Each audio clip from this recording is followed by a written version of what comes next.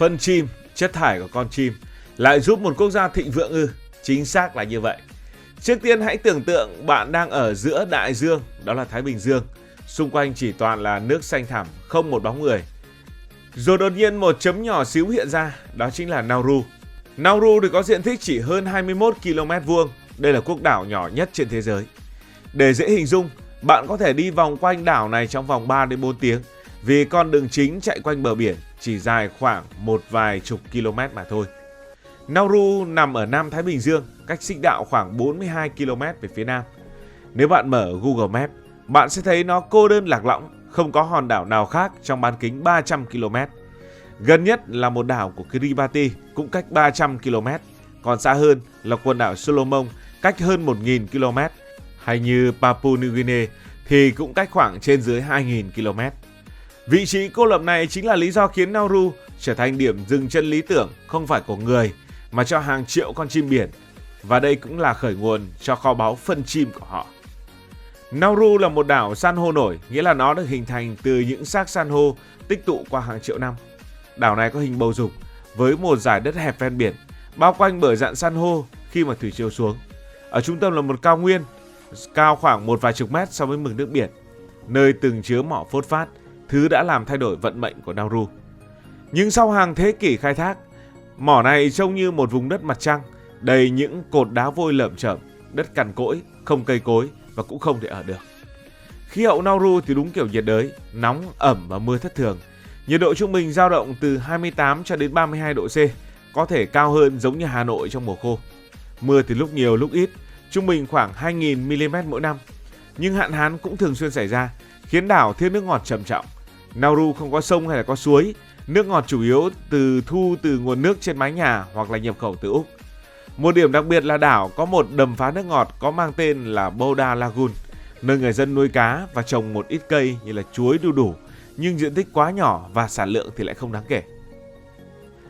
Một điều thú vị nữa là Nauru không có cảng tự nhiên, tàu bè muốn cập bến phải neo ở ngoài khơi và hàng hóa được chuyển lên đảo bằng những chiếc thuyền nhỏ qua những kênh san hô.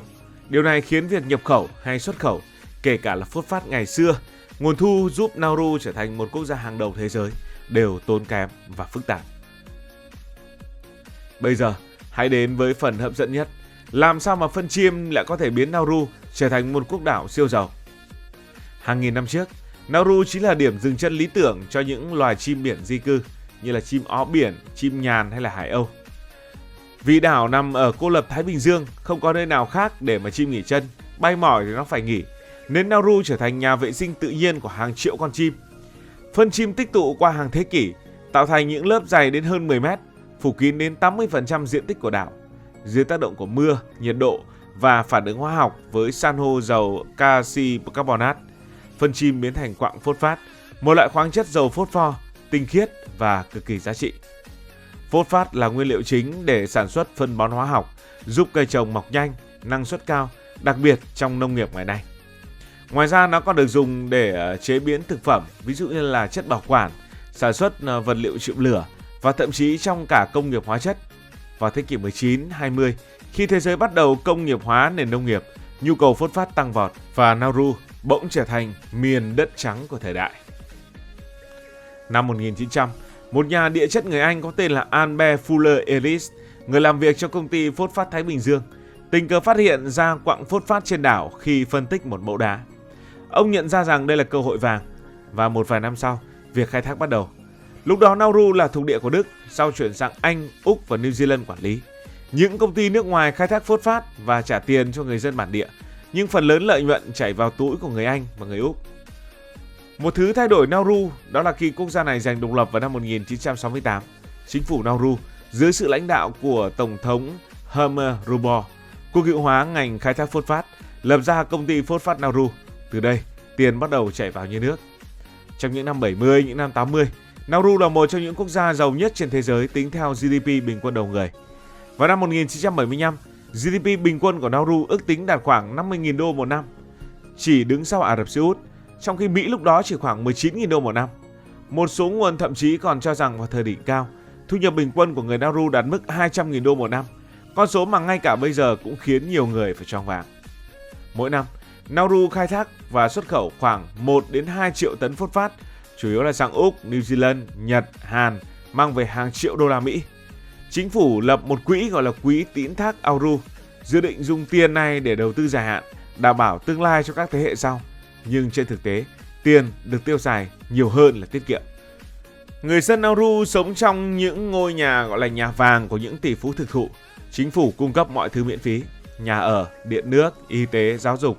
Người dân không phải đóng thuế thu nhập cá nhân. Mỗi gia đình trung bình sở hữu 2 đến 4 chiếc xe hơi, từ xe bình dân cho đến siêu xe như là Lamborghini hay là Rolls Royce. Có người kể rằng nhiều chiếc xe chỉ để đậu ở trong nhà vì đảo nhỏ quá, chạy có vài phút là hết đường. Trẻ con Nauru được gửi đi học ở Úc, New Zealand, thậm chí là ở Mỹ với học bổng toàn phần. Bệnh nhân mắc bệnh nặng được đưa sang Úc điều trị, tất cả đều miễn phí. Nauru còn mua 5 chiếc Boeing 737, lập hãng hàng không mang tên Air Nauru, bay khắp Thái Bình Dương và thậm chí đến châu Á, châu Âu. Họ đầu tư vào bất động sản ở Úc, xây khách sạn sang trọng ở Fiji và mua cả những tòa nhà chọc trời ở Melbourne, đặt tên là Nauru House. Người dân gần như là không có việc để làm.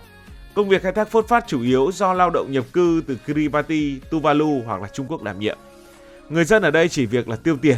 Họ nhập khẩu đồ ăn chế biến sẵn, hamburger, gà rán, khiến chế độ ăn uống truyền thống gồm cá, dừa, chuối bị thay thế. Kết quả là tỷ lệ béo phì và tiểu đường loại 2 đã tăng vọt, với hơn 30% dân số mắc tiểu đường, cao nhất thế giới vào thời điểm đó. Câu chuyện của Nauru giống như một cuốn sách với chương đầu tiên là giấc mơ và chương cuối là ác mộng. Từ một quốc gia giàu có bậc nhất, Nauru rơi xuống đáy chỉ trong vài thập kỷ. Dưới đây là những lý do dẫn đến sự sụp đổ này. Đầu tiên là cạn kiệt nguồn phốt phát. Phốt phát không phải là một tài nguyên tái tạo. Trong những năm 70, Nauru khai thác quá mức, với sản lượng lên đến hơn 2 triệu tấn mỗi năm. Đến những năm 1990, các mỏ chính đã cạn kiệt và những mỏ phụ còn lại thì quá khó khai thác, chi phí lại cao, không hiệu quả kinh tế. Đến những năm 2000, sản lượng chỉ còn dưới 500.000 tấn mỗi năm và đến nay gần như không còn gì để mà đào. Kho báu phân chim, thứ từng giúp Nauru giàu có, giờ đã biến mất. Tiền từ phốt phát đến quá dễ dàng, nhưng chính phủ Nauru không biết cách để sử dụng khôn ngoan. Thay vì đầu tư vào những ngành công nghiệp đa dạng hay giáo dục dài hạn, họ chi tiêu quá hoang phí. Một dự án nổi bật là dự án nhạc kịch mang tên là Leonardo da Museo ở London. Họ rót 7 triệu đô nhưng thất bại thảm hại, không thu lại được một đồng nào. Những khoản đầu tư khác như là khách sạn, tòa nhà hay cổ phần ở những công ty nước ngoài càng thua lỗ nặng. Quỹ tín thác Nauru vốn được thành lập để đảm bảo tương lai lại bị quản lý yếu kém. Cố vấn tài chính từ Úc và Anh chẳng hiểu khuyên kiểu gì mà đưa ra những lời khuyên tồi. Và một phần lớn quỹ bị mất do đầu tư sai lầm hoặc tham nhũng. Đến năm 2004, Nauru gần như là phá sản, nợ nước ngoài hàng chục triệu đô, trong khi tài sản quốc gia bị bán tháo để trả nợ. Người dân Nauru cũng góp phần vào thảm kịch này. Họ sướng quá rồi. Họ quen sống xa hoa, không làm việc và không chuẩn bị kỹ càng cho tương lai. Tiền hết, không biết làm gì để tự nuôi sống bản thân mình. Một thế hệ lớn lên trong sung sướng bỗng chốc rơi vào cảnh thất nghiệp và nghèo khó. Khai thác phốt phát đã tàn phá phần lớn diện tích của đảo. Những cao nguyên từng là nơi mỏ phốt phát tồn tại, giờ chỉ còn đá vôi lởm chởm, đất nhiễm mặn, không thể trồng trọt hay sinh sống. Rừng nhiệt đới cũng bị phá sạch để lấy đất khai thác. Rạn san hô xung quanh vốn bảo vệ xói mòn cũng bị hư hại do chất thải từ khai thác. Hậu quả, Nauru mất khả năng tự cung tự cấp của mình. Thiếu nước ngọt cũng là một vấn đề lớn khác. Đất đai cằn khô, không có sông suối. Nauru phụ thuộc vào nước mưa và từ nhà máy khử mặn, nhưng hệ thống này thường xuyên bị hỏng hoặc không đủ công suất vì thiếu tiền. Liên Hợp Quốc cho rằng hơn quá nửa hộ gia đình ở quốc gia này gặp khó khăn trong việc tiếp cận nước sạch thường xuyên. Hệ thống giáo dục cũng sụp đổ sau thời kỳ Hoàng Kim. Tiền cạn, chương trình du học nước ngoài bị cắt giảm, trường thiếu giáo viên, thiếu cơ sở vật chất. Tỷ lệ thất nghiệp lên đến 90% vào đầu những năm 2000 vì không còn ngành công nghiệp nào ngoài phốt phát. Người dân rơi vào cảnh sống phụ thuộc viện trợ và trợ cấp từ những công việc lương thấp. Bây giờ hãy đến với hiện tại. Nauru bây giờ là một nơi rất khác so với thời kỳ Hoàng Kim. Nếu bạn nghĩ sống trên một hòn đảo nhiệt đới là thiên đường với bãi biển xanh và dừa dập bóng, thì Nauru sẽ khiến bạn phải hụt hẫng. Hiện tại quốc gia này có dân số khoảng 12.000 người, tức là chỉ tương ứng với khoảng hơn 1/4 sân vận động Mỹ Đình. 90% là người bản địa, còn lại là người Kiribati, Trung Quốc, Úc, New Zealand, những người đến đây làm việc. Họ thì nhìn chung vẫn sống gắn bó giống như một gia đình, biết nhau, khó mà đi bộ trên đường mà không gặp người quen. Người dân nơi này nổi tiếng với hiếu khách, luôn chào đón người nước ngoài. Dù đây là một trong những nơi ít khách du lịch nhất trên thế giới, chỉ khoảng một vài trăm khách mỗi năm. Người Nauru thích kể chuyện, hát hò, tổ chức tiệc tùng ngoài trời. Nauru cũng đối mặt với biến đổi khí hậu nghiêm trọng, với độ cao trung bình chỉ khoảng 2 đến 3 mét so với mực nước biển. Đảo có nguy cơ bị ngập nếu nước biển dâng thêm một vài mét, điều mà các nhà khoa học dự đoán có thể xảy ra trong một vài thập kỷ tới.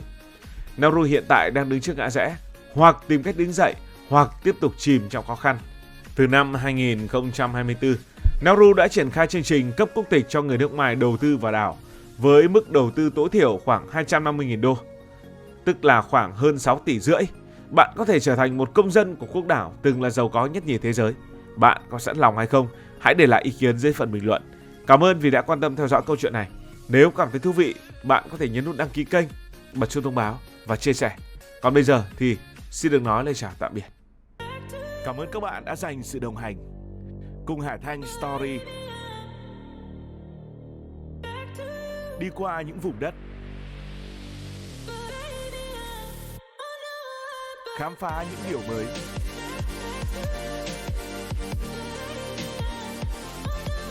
Đừng ngần ngại, hãy để lại những góp ý và xin được hẹn gặp lại.